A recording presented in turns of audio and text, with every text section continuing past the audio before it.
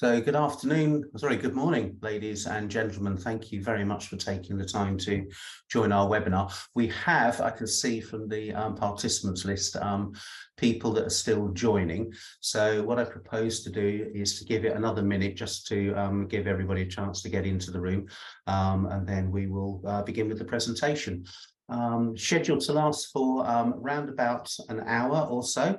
Obviously that depends on how many questions you're all asking, and we hope that you ask a lot of questions because it will show that you've been interested in what we're receiving. So yeah, I think we're a couple of minutes past the starting point, so I'll begin the presentation now. And welcome, first of all. Thank you all for taking the time out of your busy schedule. We greatly appreciate the interest that you've shown in today's topic. We have an excellent panel of experts lined up for this webinar, which is really about how you can collaborate and document better in the digital era. Bear with me a second, I just want to get there we are. So that's my name. I'm Ivan Morgan. I'm the Brand and Product Marketing Director here at Matterport. I'm going to be the host for the webinar today. So I will be the one that will be sorting out the questions and fielding the responses from our panelists, and also introducing each panelist as we come to them in turn. Just a little bit of housekeeping before we start. First of all, I'd like to point out that we are going to be recording this email, and that the recording will be sent out. Sorry, we're recording this presentation, and the presentation will be sent out by email shortly after the presentation has finished. I'm also getting a notification that one of our participants has already found the translation capabilities. It's something new that we're experimenting with today's presentation. You can now, if you go to the bottom of your screen, you'll have the option to switch on captions, and you'll also have the option there to be able to have those captions shown in your native language. So the presenters will be speaking in English. You'll be hearing it in English, but you will have the captions enabled at the bottom of the screen in German, French, Italian, Spanish, and so on. I apologize if your language is not covered. This is an experimental feature that Zoom are working with, and I don't think they've actually got around to translating into that many languages. We'd be interested to see what you hear, what you think of it as well. It's the first time we've tried it, and it'd be good to know if it's really very useful for you. The key thing for me, though, is questions. We've got everybody on mute just to make sure that we've got a high quality experience for everybody that's attending the webinar.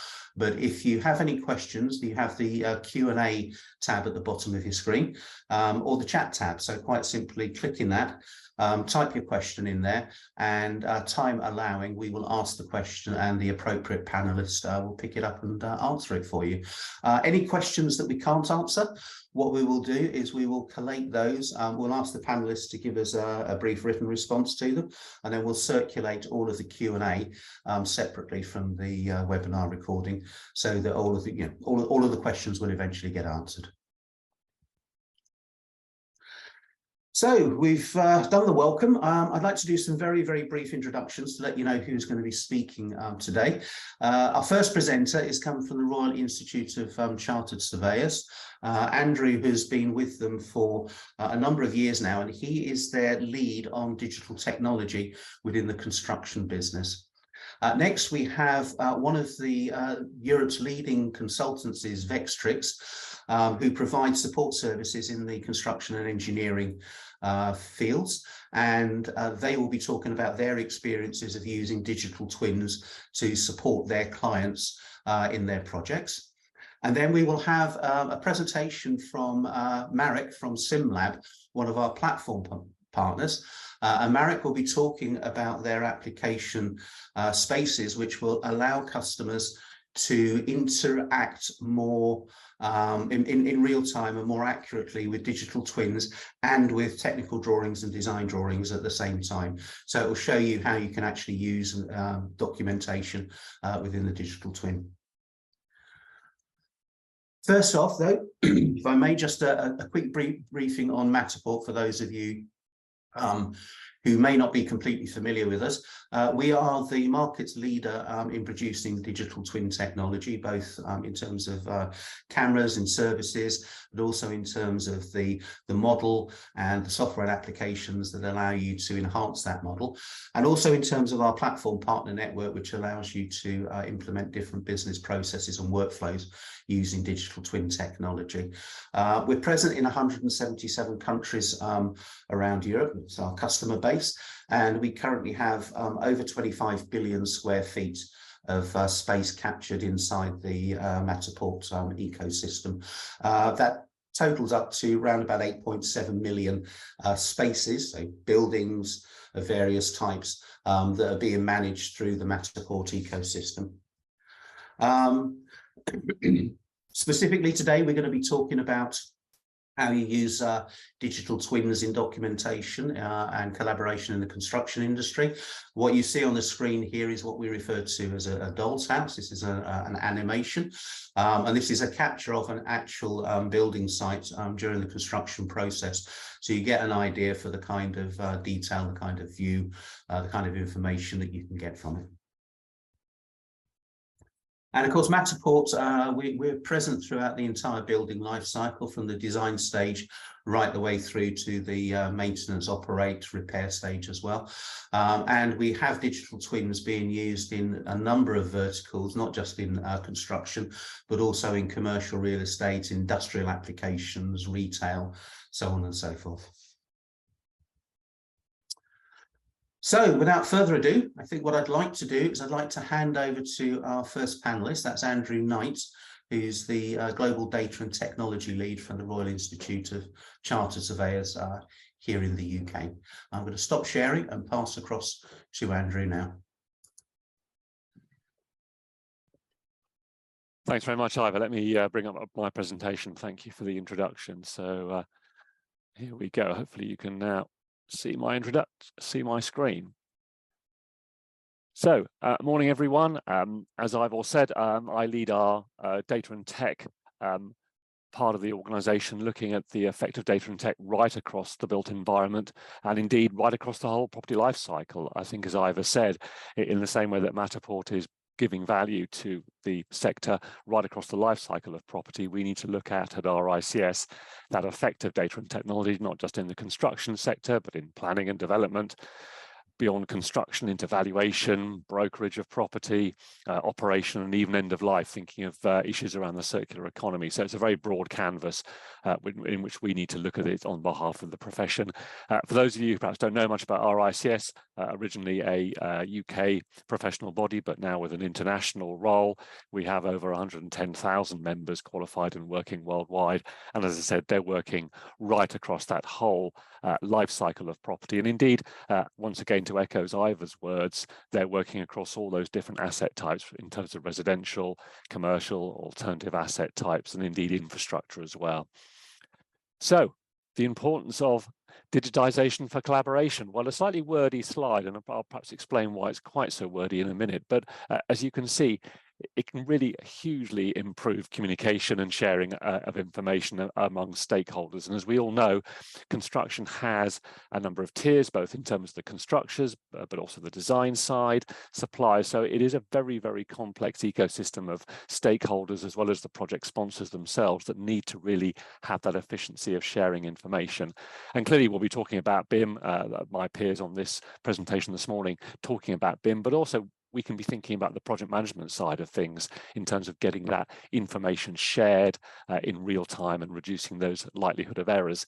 And there's also, and I think driven in many ways, and in fact Ivor showed that doll's house a few minutes ago, this concept now of remote collaboration, being able to look at a doll's house of a building in its construction phase and to have those effectively remote meetings, which certainly became very, very important during the pandemic, but now are really a very important way of getting these very efficient ways of collaborating with real images, real up-to-date images of the state of a construction project.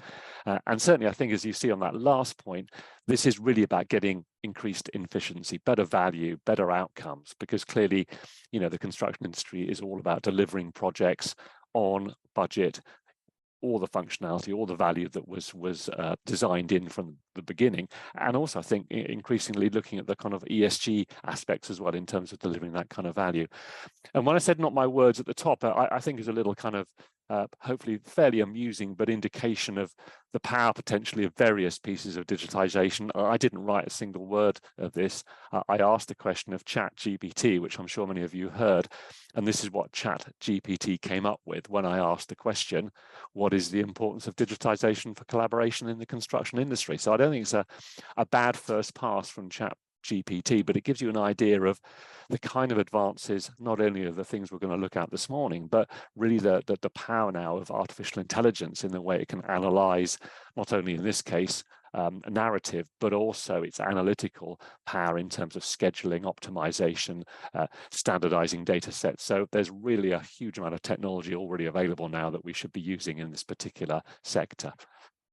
So what are the positive outcomes? Well, I mean, once again, I think we need to think right across the whole life cycle of which construction's a part, and looking at the kind of areas where we can begin to use technology, which is already out there, to improve these outcomes. And it can start, I think, even before we put a spade in the ground in terms of the ability to use technology now in terms of land acquisition, when we're looking at the relevant land parcels that would be the most appropriate place to actually build our structures, given transport links, biodiversity, nitrates, all those kind of planning issues. And there's also a lot of power now in terms of using AI as an example in terms of how we can schedule the construction project, both pre-construction and during the construction phase.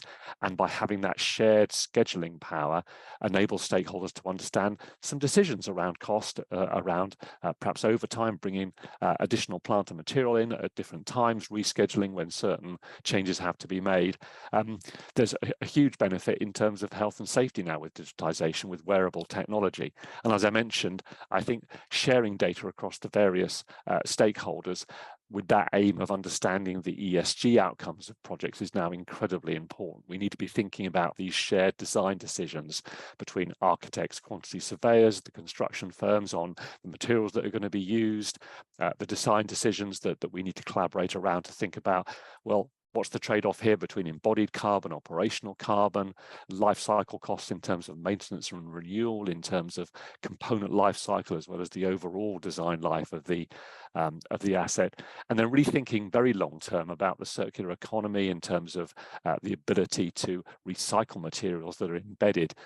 Examples would be obviously things like high quality steel, but many components that are part of an asset that effectively are a material bank. So at end of design life, there's a way of actually understanding how to take that building apart and how to use, reuse, recycle those materials. And increasingly, we've got to be thinking when we work with project sponsors and other third-party stakeholders, certainly through that planning stage, about the social value of construction, how we're actually minimizing impact during the construction phase, and how we're making sure that actually we collaborate with those external stakeholders to understand how we can maximize the placemaking effect as well.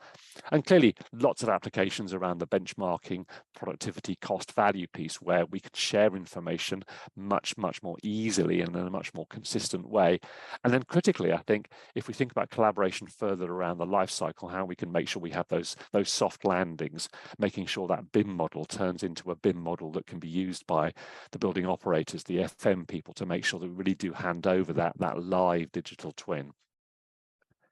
So what are the tools we have? Well, my view is we have kind of an embarrassment of riches in terms of the technology we have now available that we can use to collaborate with all these various stakeholders. So we have the various generations of BIM now, and as you all know, BIM is moving beyond simply the 3D design into time, into cost, into that more FM cycle around operational performance.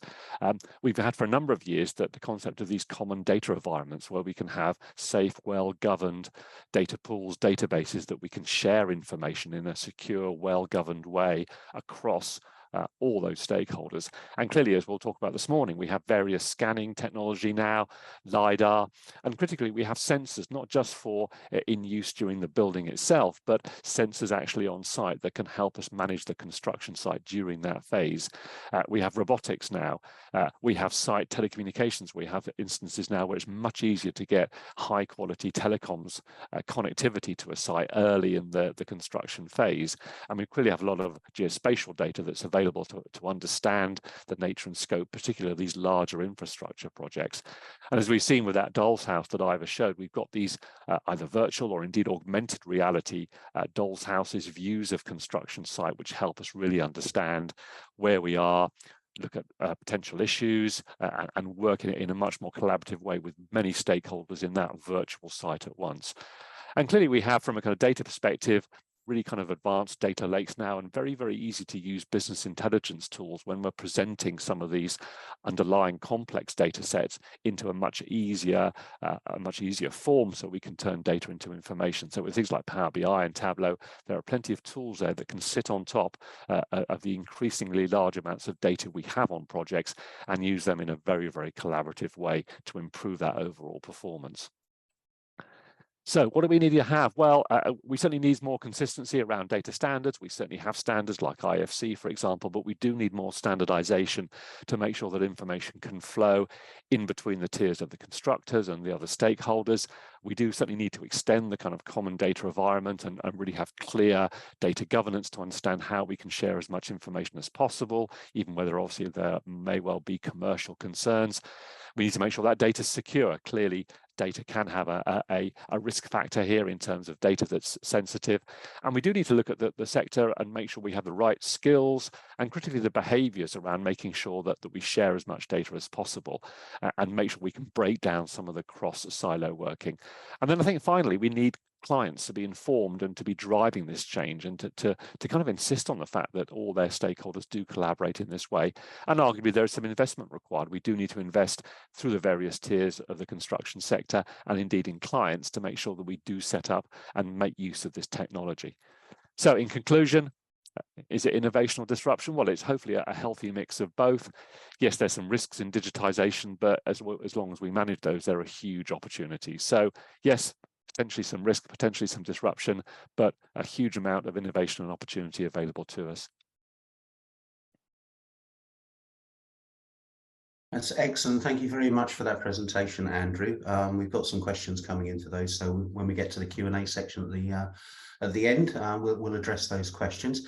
I think just to summarise what Andrew said, there are opportunities increasingly to bring digital technology into all aspects of the building process, and particularly those that affect the life cycle, and also the opportunity to make some real impact with this new technology, as well as including things such as the impact on ESG and the ability to influence the building process to make workflows much more efficient and to make sure that all of the information that's captured during the build process is made available after that for the people that are going to be using, operating, owning and managing the business. Large number of tools at our disposal, as Andrew said, particularly digital twins, the ability to scan spaces quickly and cost effectively now, the ability to extract 360-degree photos and use the digital twins and the photos to collaborate with the less technical stakeholders that you may be working with. You also have AR and VR capabilities that are made available now.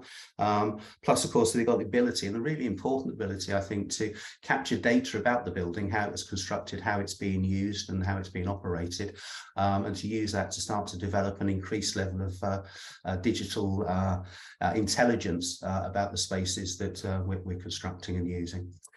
Second presenter today are from Vectrix, and that's going to be David Murray and Thomas O'Malley. So I'd like to hand over to Vectrix, just to remind you all that Vectrix are a leading building and construction consultancy based here in London, and their role is really to help customers to complete the projects cost effectively, on time and to the highest possible standard. But I'm sure David and Thomas will tell us a little bit more about Vectrix in their presentation. So, lovely, thanks Ivor.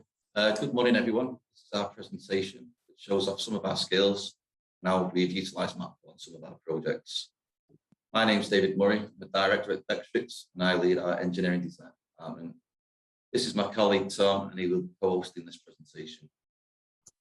Hi, I'm Tom and I work with David in our design services team, where I support with drawings, modelling, surveying, producing Matterports and point clouds. About us, Vectrix was founded back in 2009 with the vision for the company was formed out, we decided to simply do things differently. In an often complex and stressful environment of delivering construction projects, the team has been developed to give our clients control, certainty, and a quiet mind. We have 3 offices throughout the UK, Liverpool, Manchester, and London. We are able to deliver national projects from a local base. Our 2030 growth strategy sees us grow to a top 50 consultant with over 120 staff. Our company values shape the way we work day to day and how we deliver our clients' projects. At Flextrix, we offer a number of services throughout the business as shown. Working in a number of sectors, we take pride in what we do, deliver with professionalism and passion, and provide an industry-leading customer experience. Yeah, so these are just a few general advantages we've found with Matterport. The main one being that it gives the visual picture that anyone would be able to understand, which can then be shared around to the other sectors in our business and externally.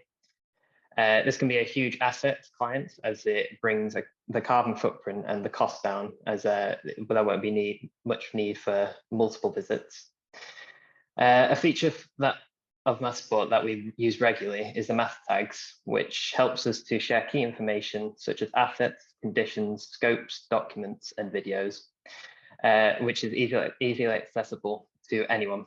Another key feature that we found to be useful is the Google Maps integration feature, which has allowed us to provide familiarity and improved accessibility for more than just our company and clients, which we'll touch more on later. We've also found that the measure tool has been a major help for each of our sectors in the business, whether that be finding the width of a door for health and safety or measuring a steel beam for our structural engineering team. Matterport has also been beneficial in health and safety training, as all these features have meant that we can gain a full understanding of what to expect through the visual walkthrough. Yeah, so this is one of the projects that we're going to go through today. It is Bleemore Signal Box, where we provided 3D laser scanning through Matterport, civil and structural work, and 3D and 2D drawings. It featured a full refurbishment of the structure of the building alongside the installation of a new staircase. There was also reprofiling of the topography around the signal box to provide ambulance disabled access, and then there was also the recording of the current building condition. In this project, we found a few challenges, such as the fact that Bleemore is the most remote signal box in the UK. This was particularly tricky, as we were only allowed there for a certain amount of time because of the proximity to the live railway lines. Also, as mentioned before, the topography would make it impossible for accessible access. Matterport was a major solution in this, as it allowed us to make only a single trip to the site, which provided our design and structural teams, as well as the client, with a virtual walkthrough of the site. It also allowed, through the use of math tags, to tag the site with the necessary information on existing and proposed works with the signal box. This is a drawing that was produced through the Matterport walkthrough and the point cloud it generated. And then this is a video going through the whole process from Matterport to the point cloud and the drawings and models that it created.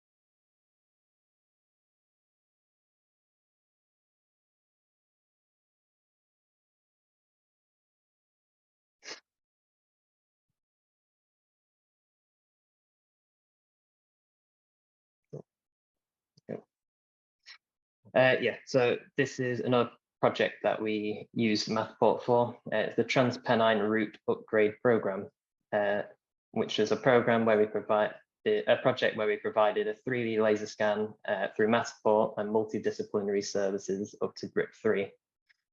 It featured 50 train stations where we scanned fully, and all the station facilities that were outdated and in varying conditions. The challenges that we face in this project stem from the condition of some of the stations that was currently mentioned. A lot of the stations didn't really have the accessible features in them that would make it more comfortable for the public. And also a major one for us was the locations of some of the stations being far away from where we are currently situated. We overcame these with the help of Matterport, as it helped to give a clear understanding to the team and the clients of what had to be installed. We made use of the math tags in this project, as it allowed us to share information on potential and proposed works, as well as pointing out the existing assets. In addition, the ability to provide the public with Google Maps walkthroughs of the stations allowed us to show existing assets and routes, not only to our team, but the public too. So this is a video, again, showing the full process from Matterport to drawing.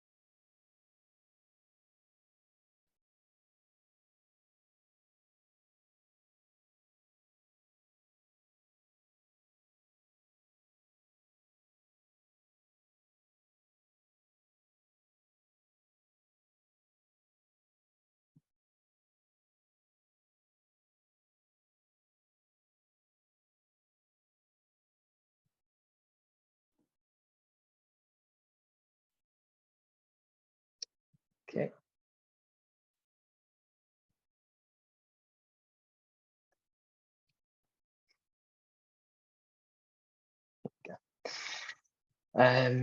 Yeah, as mentioned before, Google Maps integration was used to create a more accessible route for passengers coming into the station, and it worked well, as the figures show, with 12 million views on our walkthroughs.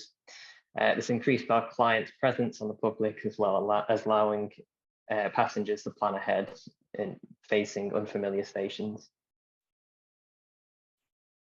Thanks, Tom. Our next project we're showing is Stoke Station. So we was appointed by our client MFG to carry out a structural survey of the existing front facade at Stoke Station.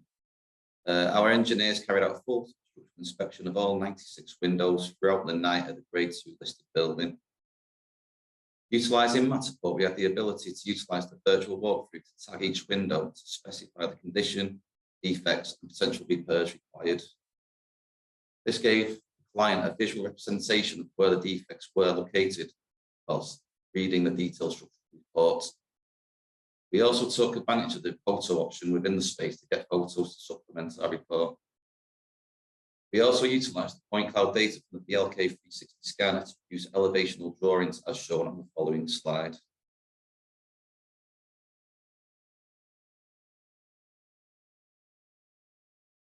And then next is a video showing you the Stoke Station Matterport space and some of the benefits of Matterport.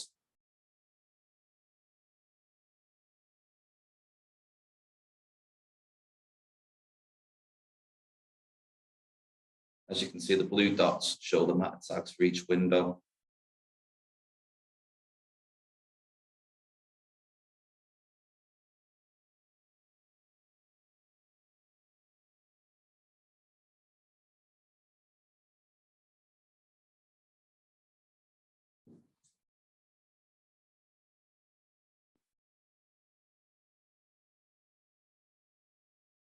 can also take dimensions, so it's great. The measurement tool is fantastic.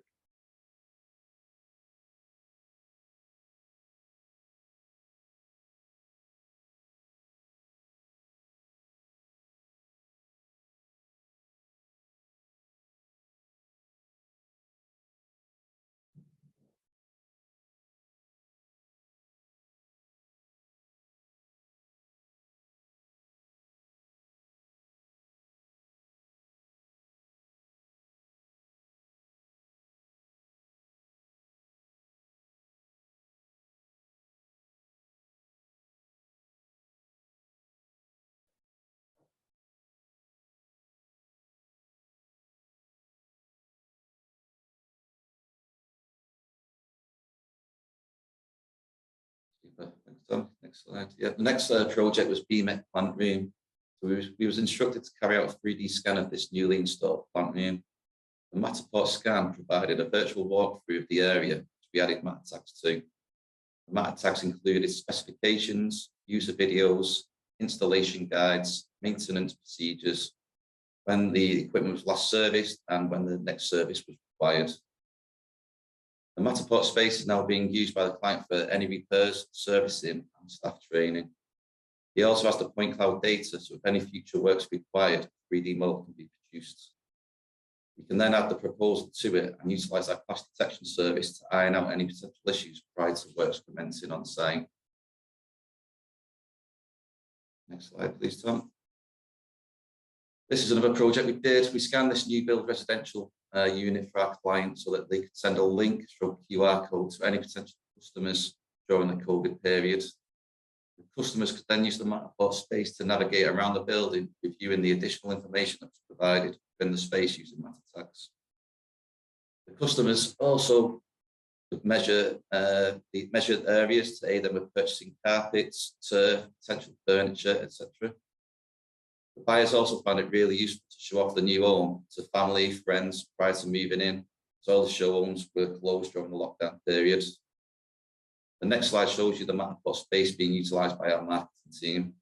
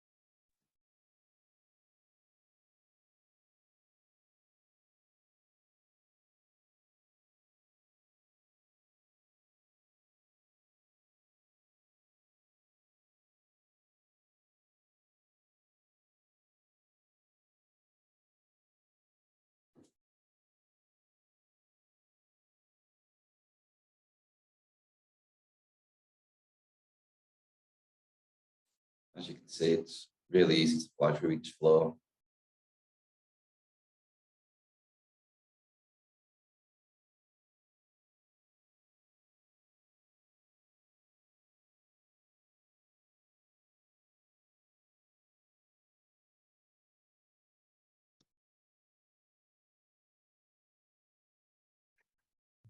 Yeah, so last one, this is Earlham Station. The main purpose of this was to provide an easy and accessible way to the platforms, as currently the only access is the staircase.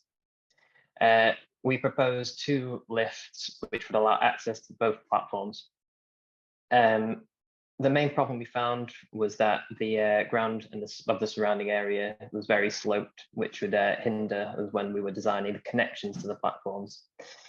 This was helped through the use of Matterport, as it allowed our team to be able to access and show each other terrain and the surrounding area along with the rest of the station to gain a full understanding of what was there.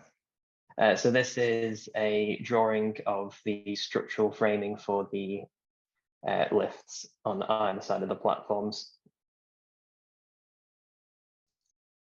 And then this is a video just flying around the station. This is what we modeled from the virtual walkthrough and the point cloud that was given.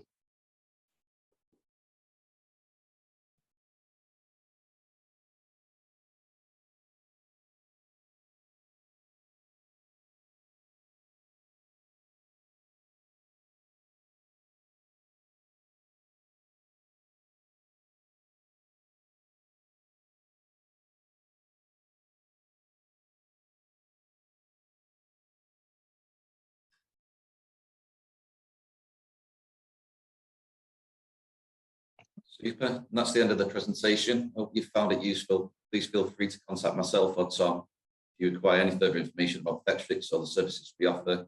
Thanks a lot for your time. That's excellent. Thank you very much, David and Thomas, for that presentation. There are a lot of questions coming through for you, which I'm sure you'll be glad to know about. We'll get to those in the Q&A. I'll consolidate them because 3 or 4 people are asking pretty much the same sort of question. But I think what we've heard here from David and Thomas is that, you know, having the ability to capture a space, regardless of what the scanner is being used, is one of the great things about the Matterport ecosystem, is that we can as easily take a capture from a smartphone as we can from a Leica BLK camera, as we can from a Matterport Pro 2 or Pro 3 camera. But you can take that information, you can produce a digital twin, you can use it to advise and inform your customers or your stakeholders or even the general public about the state of a particular building, the facilities that are there. You can talk about plans interactively using matter tags and notes. But what you can also do from that is to take the data that you've captured, the point cloud data, export it into your design applications, and then if you want to produce some more detailed 3D models of what the proposals are, this gives you the starting point for doing that. So a very flexible tool. Thank you again, David and Thomas. Next, excuse me a second. Next, we're going to come to our platform partners from SimLab, and I'm going to hand over to Marek, who is going to give you a little presentation, but then he's also going to give you a demonstration of how this all comes together. So you're going to see how you would capture, well, you will see a model that's been captured, and then how you would use the information, the data from that model to manage the building, manage the construction, manage the collaboration and documentation within it, as well as a lot of other extra things that we haven't even started to cover. So Marek, if I can hand over to you. Thank you. Hello, everybody. So, hello once again. My name is Marek. I'm the founder and CEO of SimLab, and I'm a technology geek, I would say. Me and my friends, we are 30 of us in SimLab. We all love technology, and we are a tech partner for Matterport, as Ivor said. So, as I said, we love 3D. We love how Matterport works, but we one day decided we want to make it better. We want to use most popular technology in the digitalization sector, which is a Matterport cloud services, and provide a new solutions on top of that, which will become a collaboration, a communication platform for all of the stakeholder through the full life cycle of the building. And that's how we came up with our products with a great support from the Matterport. We created Stages as one of our flagship product, and Simon, which is a follow-up version to that platform. And the question is why and what is actually Stages? So Stages is using a Matterport platform, Matterport 3D models, and on top of that, we provide 2 very important features that most of the Matterport users are actually asking for. So first of all, direct collaboration between 2 Matterport models. So we created a solution which we called Matterport Timelapse or Building Timeline, where we are able to show the construction progress on the facility side through the full process from the first works up till the giving the keys to the customers or hand over the facility to the owner of the building. But also we are using the stages for monitoring how the property is being aged, what's the changes between the stage 1, stage 2, stage 3 of that particular facility. How it works, I will show it on examples. That's going to be much more clear. But second of all, using a Matterport communication and visualization platform, we wanted to provide a collaboration toolkit for all of the stakeholders of the construction process and the facility ownership stakeholders, which means is that it's not needed to be an engineer with a BIM experience to know how to work with a 3D data. With a Matterport and Stages platform, we bring all of the stakeholders around the same subject, which is a facility and building time lapse and timeline of how the actually digital twin looks like for that building. And our platform is the same as Matterport. It's web-based, but also for professionals which are actually required to use a BIM model and 3D models from, for example, designers or like from the subcontractors for different installations. We are having also a desktop version which handles a 3D data in several file formats, both for the Mac OS and the Windows platform. But as I said, our main goal is to provide on top of the Matterport services a useful toolkits like, for example, audio notes. Just record your voice on a cell phone when you are on the construction site and attach it to the Matter tag. Or take a virtual inspections, for example, have a Matterport models, do some kind of the sketches with your finger on a touch screen and attach it to the XYZ location in your digital twin. Split screen is a killer for our technology. I will show it best how it works, but that's the best toolkit to see what's the difference between today's scan and the scan, for example, 1 month later, which means we can compare 2 different time slots of that facility, seeing how it was being changed in the between 2 scans, or how the scan is being related to the, for example, BIM data in a Revit model. And reporting toolkit is another great story, is that how you collaborate with people that don't have the same background or knowledge, how the engineers can communicate with the banks, for example, and how the property owner can talk with the facility manager and the facility manager with the subcontractor on the construction site. So this is stages, and how to visualize it best. Well, this is what we do. We take any data of the building, which can be a CAD data, and that is IFC format, MBX format, OBJ format, whatever you will have. We can always convert to one of those most popular, and then combine it with the Matterport Scan 1, Matterport Scan 2, Matterport Scan in the week 12 when we have a floor heating, Matterport Scan in the week 14 when there's like a tiles coming and the building is prepared for the painting, and build from that one time lapse of the building in the most intuitive visual way for the user. And on top of that, once you're gonna add some kind of the Matter tag, which are having a data in it, which is having a documentations, which got instructions, tickets for service, then we create a communication platform which is available for all of the Matterport users. And once again, we're taking all of the data that you might have. We take IFC models, we take even the flat blueprints, and we take OBJ from the Matterport scan, from the Matterpack, but it can be any other scanning data exported to the FBX format, like BLK 360 models from Leica in this moment, and combine it with the architecture design subcontractors with the FBX files, or even the 3D installations from different professionals, and put all together in one easy communication platform where everything is visual. When you can compare status of the building in that particular day with another moment, using a visual toolkit without any engineering knowledge needed to understand what's happening in your property. And that means is that we take this data, we combine it, and then we are passing this through the full life cycle of the building for the property owners. So from the construction process, where you create your building and collect data about what's happening on the construction site, we are reusing this data with the handover towards the facility managers and facility owners. And that's second platform called Simon. And I will just briefly show you how both those solutions works to support full life cycle of the building from the construction or even before, from the design phase, if you're using a BIM data, to the construction and then daily operational of the facility with a potential renovation 5, 6, 7, 20 years after the building was deployed.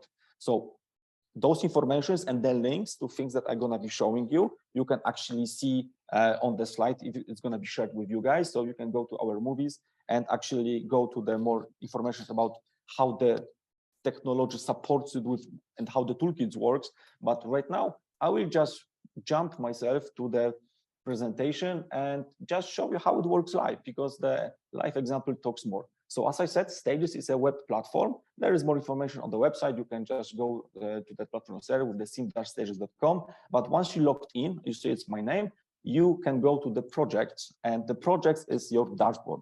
Your Matterport scanned sites are all listed in that panel. Of course, there is much more things happening for the organizations, for the projects, for the users, so we can share this between the organizations, between your subcontractors, between the owners, facility managers, and so on. But the most important is the projects itself. So of course, each of them's got some data, including the maps and some description of the project, but the most important is how it works. So if you are inside of the stages, this is a Matterport tab, which is the most important for all of our users.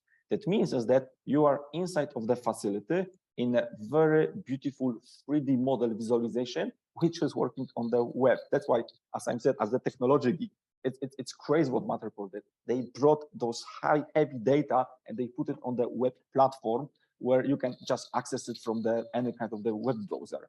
And that's what we love the most. But what we said is, let's put it to the next level. So we are in the beautiful building. You see there are some tags on it, so I will come to that part later. But what we bring with Stages, we bring a full history of the building, full life cycle of the construction process to the renovation processes and so on. So with the one tab, if I'm gonna bring the Stages back to it, you see that I have a 2D blueprints attached to that building, 3D CAD data, but all of this is aligned inside of the one interface. So as you see here in that viewport, if I'm gonna change and would like to see where is the underfloor heating with the water pipes, with one click, I'm reloading the model, staying all the time in the same position. And this is how I can see the building was being constructed, or how the aging process from the year 1, year 2, year 3 is happening to the building. So now if we want to see where is the electrical installation, well, I just moved to the 25th of the March 2021 when the capturing with the Matterport was being done, and I can see all of the electric layouts on the walls. So this is how you track all of the changes in the building or aging of the building. But as I said, the most important thing here is our split screen, which is also very intuitive. So this technology is now available for all of the stakeholders of the building process. That means is that if I want to see how the cablings look like, I can always come back to the final status of the building where there actually are people living in, and those two viewports are pretty much aligned. So if you want to see the details, how that building was constructed using your kind of the Superman eyes, well, you can always see how the cables are being laid out behind the walls, in the behind the dry walls, or even in the floor. That's really a good option. So let's see how the hydraulic installation or like a underfloor heating looks like. So the next time, if you want to drill the hole in the wall or in the floor, you know exactly where to go not to hit the pipe with the gas installation, for example, in the wall. So that's basically how we created Stages with the most important feature for us, which is a building timeline, building time lapse. And once that's done, you can have a full inspections of your house in the virtual reality world just using your web browser, and no engineering background actually needed. If you're gonna exit from this split screen, then we have the second, the most important feature for us. So for example, let's have one of the statuses. So for example, we are in the construction process. Let's go back to the electrical installations. And let's say that in that particular way, those two, actually those outlets, those sockets which I have on the wall, I would like to modify. So for example, we are using a Matterport, which is our extended version, where you see that I can put a name, move sockets. And because we are using always XYZ models, which are a 3D data, then I put it here. You see it's information, but instead of the information where I can add as many as spare part catalogs, manuals, warranty cards, and so on, let's make an issue problem from this one. So let's change it to the issue. Then I can say that it's still unresolved. So now you see that it's in a red color. I can attach one of the collaborators because we are always on the cloud software. So let's say that I will put myself in this moment. I can make a small description. Please move it to the center of the wall. Then when it's done, I can put attachments to it. So I can attach pictures, videos, as many data as I want.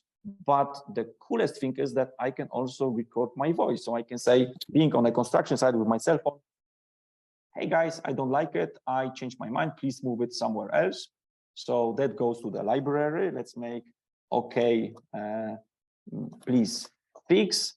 Let's go to the library again. But if we are having already a Matterport model, which is a web version of the digital twin, let's make a virtual inspection. So let's say that, for example, those sockets from that moment, let's call it move sockets. And let's use your finger on a touch screen. And let's say that, well, I don't want it in that particular place, but let's move those ones from here. Let's move it, for example, here to the center of the wall. So the new position will be somewhere like here. I'm doing this very fast and very ugly, but if I'm gonna hit save, then it goes again to my library, and that's being sent to my email as the note that there is an change to be done on that particular model. Of course, I have a full correspondence with the person that is owner of this ticket.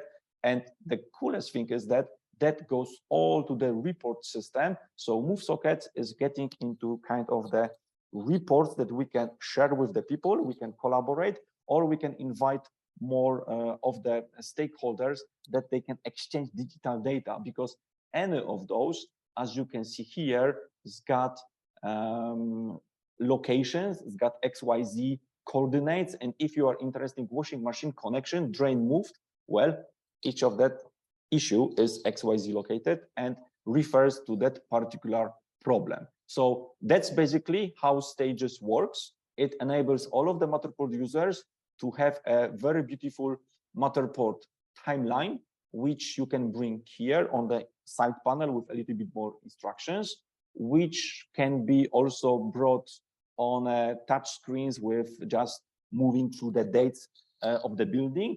But of course, it can always be compared between the two different solutions. So now if you can see that my two sockets that were in that place were moved by the subcontractors to the complete new positions, and you see that it's moved towards the center of the wall that I can put my TV, for example.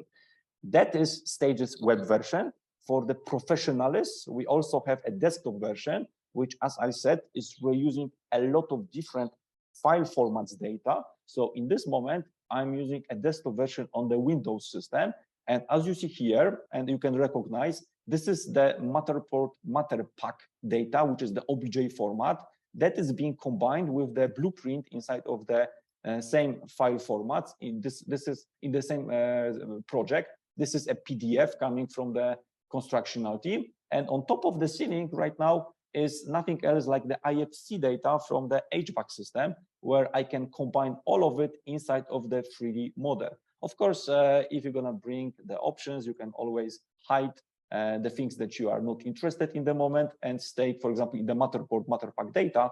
But the coolest thing in this one is that in the desktop version, you are able to bring not limited size models of the buildings. So in this moment, I have on the left side the BIM, the digital twin as built data with a 2D blueprint, where I can, for example, change the blueprint to the CAD system, which is a Revit data. And as you see, it's still loading, but it will pop up also with the furnitures and some other models of the BIM data, which were provided by the interior designer or the architect.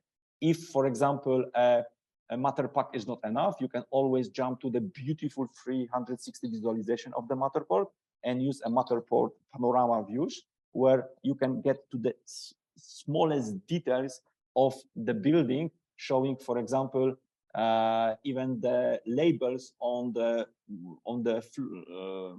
product. So if I want to see what kind of the as-built data it is, you see it's a VECA window provider, and all of it combined and consolidated with a BIM data coming from the Revit model in that moment. So yes, as you see, you can compare it with much more other stages. You can have a full life cycle of the construction process, but also aging of the building combined in one software. And the question is why? Because that data, you can very easily go and move to the next product that we have, which we call it Simon. And inside of the Simon, you are still using a Matterport, the last scan of the building, as the communication platform for all of the facility managers, owners, banks, insurance companies, because here, as you see, the tags, we are changing to what the first person was talking, what Andrew was talking, to the live data from the signals coming from the building. So you can see there is like electricity connections, there is some temperature sensors, motion sensors, lamps, and what is our vision is that all of this data inside of the Matterport background, you can pretty easily put as the control system for any facility, where the stages with the Matterport time lapse is one option, and you can always see what's behind the walls. You can control all of the electronics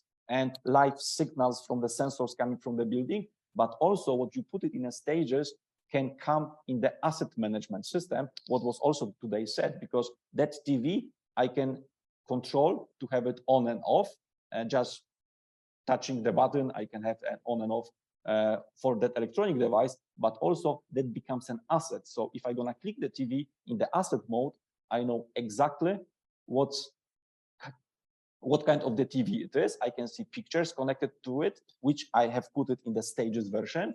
I can see the movies, how to do something, but the most important, I have all of the related documentations in one place connected to the XYZ location, where manuals, warranties, spare part catalogs, or any other data like invoices are connected and attached to that particular device, because that connected also to the time give you exactly facility management for all of the owners of the building. So as you see, even the flowers, the sofa becomes an asset, because maybe it's not being controlled, but all of the data with the cleaning service, when it's coming, and the dimensions are connected to it.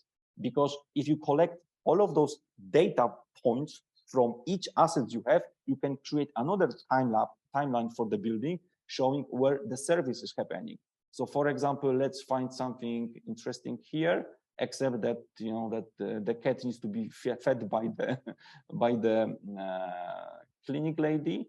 Okay, so we have here like air purifier. So filter replacement. Where is this filter? Where it's this one. If you're gonna click the assets, you have all of the data, like how the filters looks like, how to change it yourself, and what's the invoice. So that means that where you can buy it and how it is how much it costs, but also when the filter replacement takes place, because now you can do it yourself. Or if you don't want to, then you have a ticket saying that,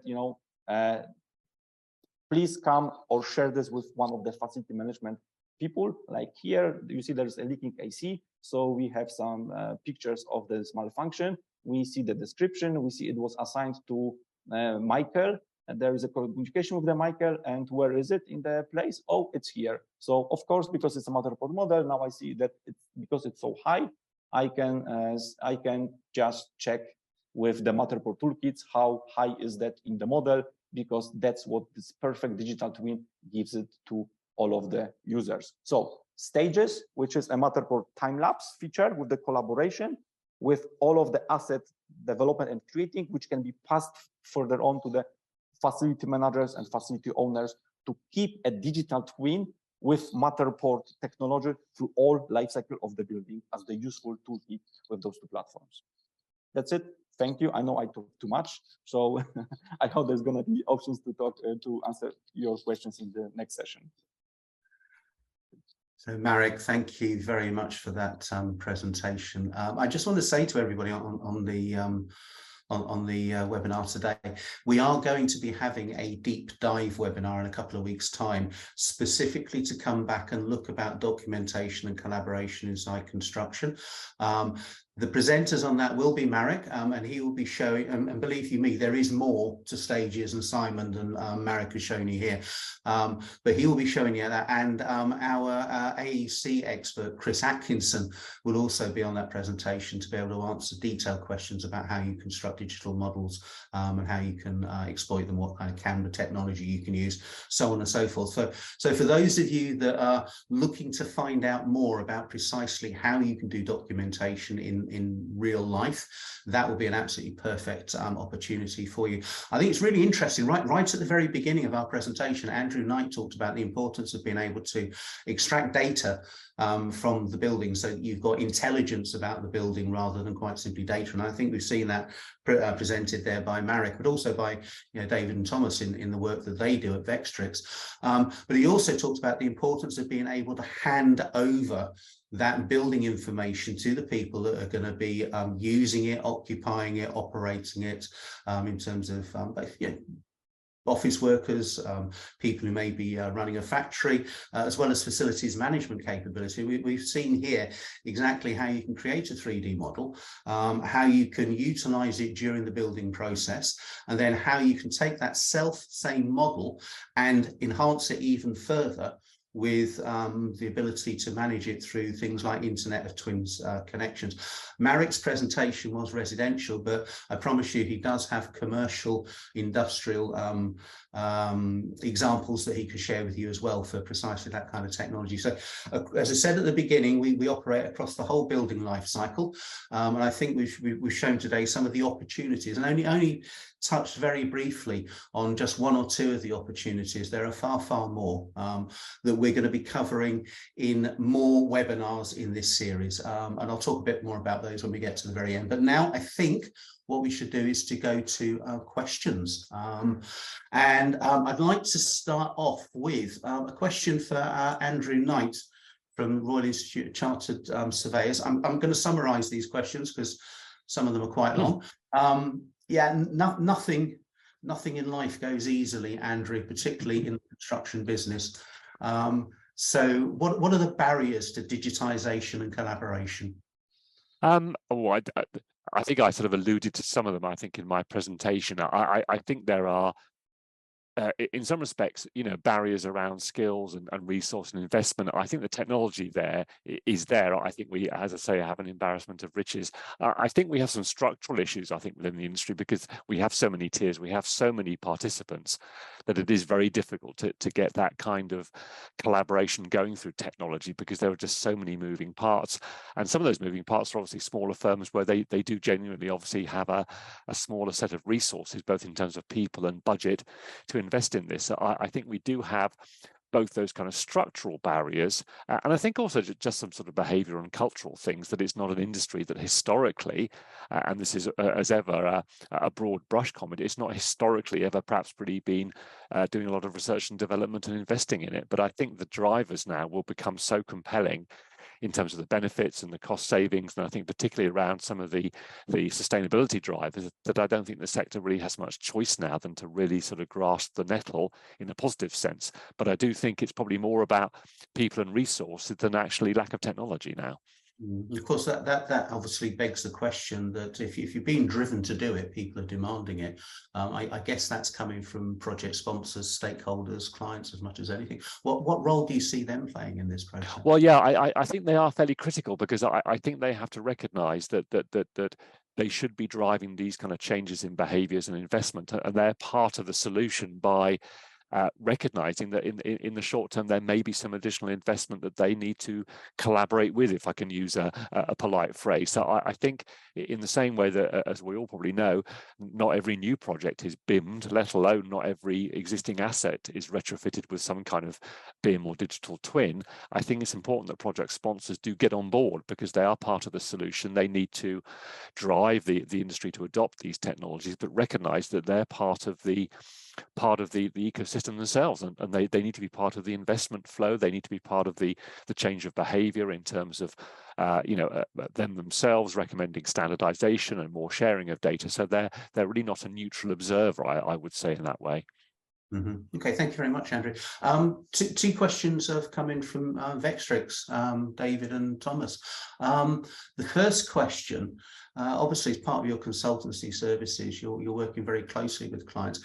How have you been able to help your clients move towards digital innovation inside construction projects? As you can see from our presentation, Vextrix offer full scan to BIM service. We have a fantastic design services team, which includes surveyors that are using the latest 3D laser scanners on site to put the virtual walkthroughs, the rich point cloud data, and that's all done in one visit. In the office, we have point cloud specialists who deal with the data, as well as some fantastic Revit modelers who are providing our clients with quality 3D models and drawings.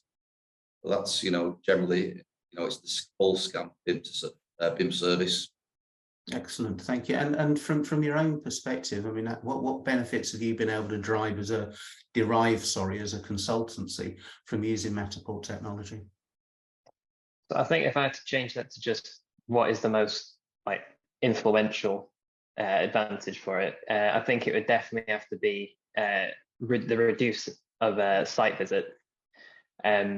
Obviously, we can just give it to the client, and then they don't have to go to site, we don't have to go to site, we can just have a visual representation of the full site.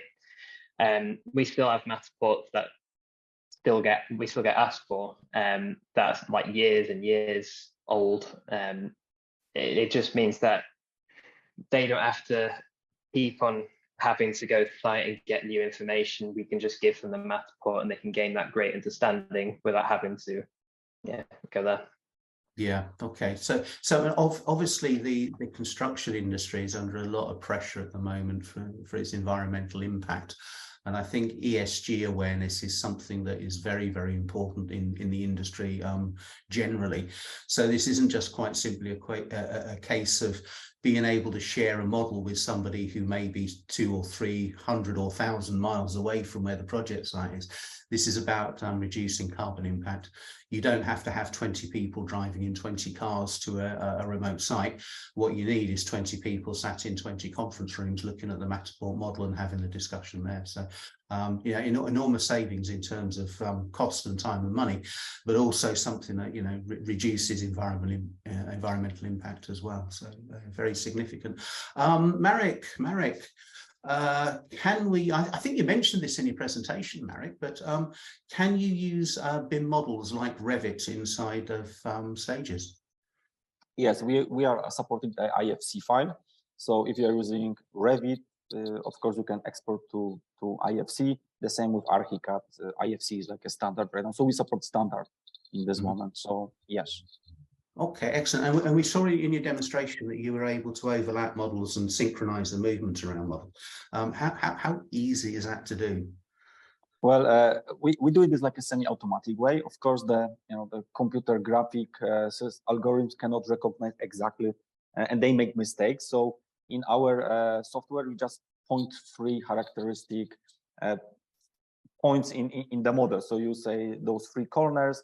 In one model, it can be a beam model, for example, you identify the same 3 corners in the Matterport model, and then just snaps together. So it takes like 15 seconds. Okay, but do those scanning points have to be the same? Nope. We always bring you to the closest Matterport scanning positions. So actually, even in the model that I was showing, it was never in the same places, but you don't recognize it. It's so close that actually, of course, if you're doing the Matterport scans, you put the Matterport in the characteristic point. So usually are people going next time to the same facility, they are using the same methodology, but you don't have to put the points in the same scanning positions for the Matterport camera. Lovely, thank you. Now, I'm keeping an anxious eye on time because I want to make sure that we don't take up in too much of everybody's day. We do have a stack, we've got about another 20 questions. So if we don't get to your question, as I said earlier, I promise you that we will produce a document that answers the questions in the best way that we can, and we'll distribute that to all of the delegates so everybody gets the benefit of it. A couple of quick ones that I can take off of my own back. A question regarding our experience of using Matterport in exhibition and trade fairs as a way of selling this service to a customer so they can share their exhibition stand with consumers afterwards. Yes, this actually does happen. One of our customers, LG Electronics, spent an awful lot of money on a trade stand at the Hanover Consumer Electronics Fair. It's a massive fair for their marketplace, and they scanned their stand afterwards. And that stand is now available on the LG Electronics website. It was the last time I checked anyway. But what they also do, in a similar way to the way that you saw Marek was talking about tagging things, and the way that Andrew was talking about tagging things, they use the Matterport tags to allow you to link out to a video regarding the product that you might be looking at. So if it's a washing machine, you click on the tag and you link out to the portion of their website that deals specifically with washing machines or that particular model of a washing machine. So it has been done, and it's done quite frequently. It's not a service that Matterport has actually provided yet, but a lot of our Matterport service partners, Matterport service providers, have done that as well. A question for David and Thomas. Are you scanning a site as a one-off, or are you regularly scanning progress? And typically, how many times would you typically scan a job site? Yep. So we generally scan it as the existing, so we produce existing layouts, and then we get asked back once the work's completed on site. We don't generally go through the full process through construction, but we can, you know, as Marek was showing, you know, we can scan whenever the client or the contractor wants us to be honest. Excellent, excellent. Thank you. And just leading on from that, there's another question that we've got coming regarding the ability to combine multiple Matterport models into one model. And natively, no, you can't do that with Matterport. But if you use stages from SimLab, as you saw there, you're able to build up a library of models that combine together and give you this time-lapse flow so that you can see what's happening on. So another question regarding the difference between existing laser scanning solutions. I think the key thing about the Matterport ecosystem is that it's actually very open.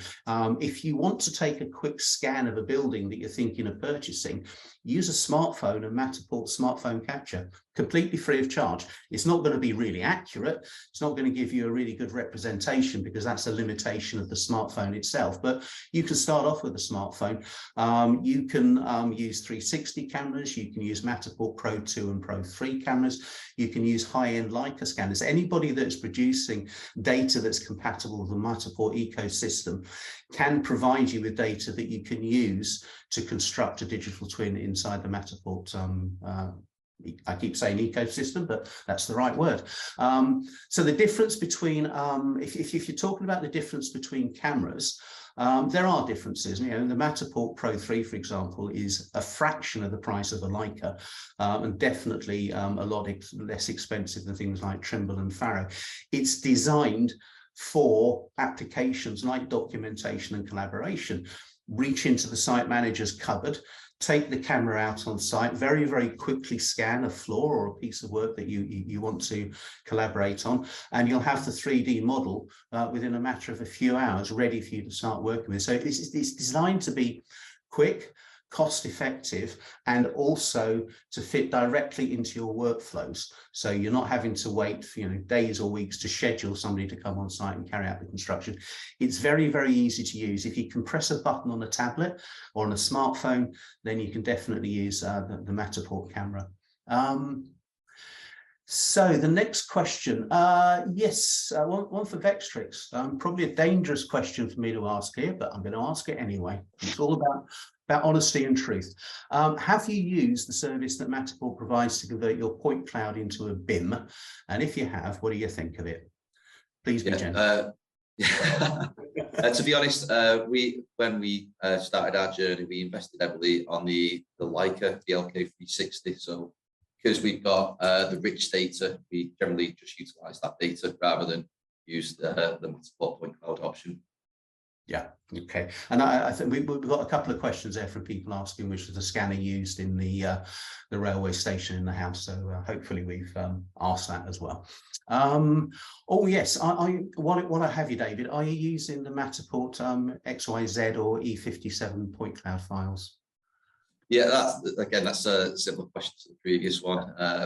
Obviously, we create our own point clouds using the rich data we get from our scanners. So generally, we create our own point clouds, create them into like an RCP file, and then get them straight into the AEC collection software.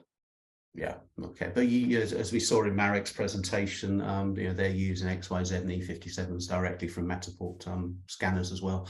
Lots of organisations do it. It's really just a question of which scanner you've got on site, which one you're used to using. I think is important. Correct, yeah. Yeah. The other thing I should say here is, if you're thinking about getting into this technology, but you're not quite ready to invest in buying your own cameras, we do have a network of service providers who will come to site and scan for you. And provide you with the model, and even help you to get it all completely tagged up. So don't think you're immediately getting into a large capital investment, which you're not anyway. But there are options to try this out and get a proof of concept together.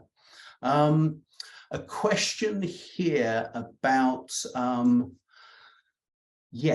we get a close-up image, and can we insert it into the information pointers, so the matter tags, to identify defects and snags? And then can those tags be color coded in any way? The answer here is absolutely yes, you can do.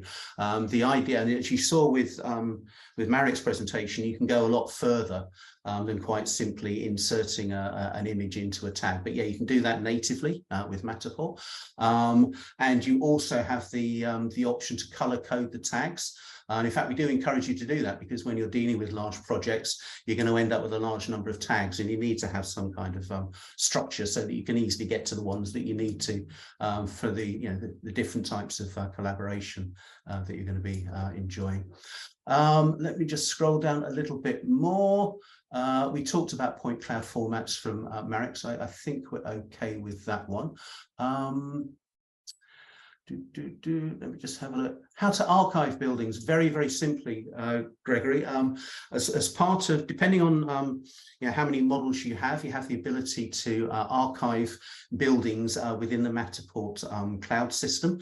You can keep those there. They don't cost you any money, depending again on how many you've actually got, but you have to have a lot for it to become expensive. And then you can recall those as you need them. And as David and Thomas said, they have models that customers are asking for from years and years ago. So the archiving capability is there. So really, you're only going to be paying for the models that are live and that you're actually working on, actually using. Let me just see one more question for Marek before I think we come to a close. Interesting. This one's about Simon. Does it automatically recognize products in the room, like the TV? If it does, is it a trained algorithm, or do you assign the information yourself? Okay, we are working on it. We don't have this AI yet implemented. We have a couple of people in-house which are dealing with the AI and the object recognition, so we can help you do the guidance tutorials. Okay, please categorize your assets in the facility, but it's not ready yet, and it will take us another 6 months to have a really proven solution. Good, thank you, Marek. Now we're coming to the end of the webinar. We've taken up a lot of your time. We are once again very, very grateful that you've taken the time for your busy schedules to come along. I hope you found it informative. Just a reminder, there is going to be a deep dive webinar in a couple of weeks' time. You will receive an invitation for that. So if you want to learn more about this particular topic, particularly how do I do it, let's get from the theory to actually making it happen. That's the webinar for you. There will also be at the end of this webinar a survey. We'd be really, really grateful if you could take the time just to complete that survey, particularly if you want to find out more about what Vectrix and SimLab and the RICS are able to help you with. But also, my favorite thing is we're designing a whole series of webinars. This is the first one. There's going to be another probably 4 or 5 during this year. We want to know, what topics do you want us to talk about? We've come up with this one based on some input from some of our customers, but this is your opportunity to come back to us and tell us the things that are really causing you problems in your business. Is it health and safety that you want help with? Is it marketing your properties better that you want help with? Is it dealing with the handover from construction to facilities management? Any kind of topic like that, please drop it into the comments box in the survey. We'll pick it up and we will design this series of Build It Better so that it works better for you. So thank you very much for taking the time to come, and I look forward to talking to you all again in a few weeks' time.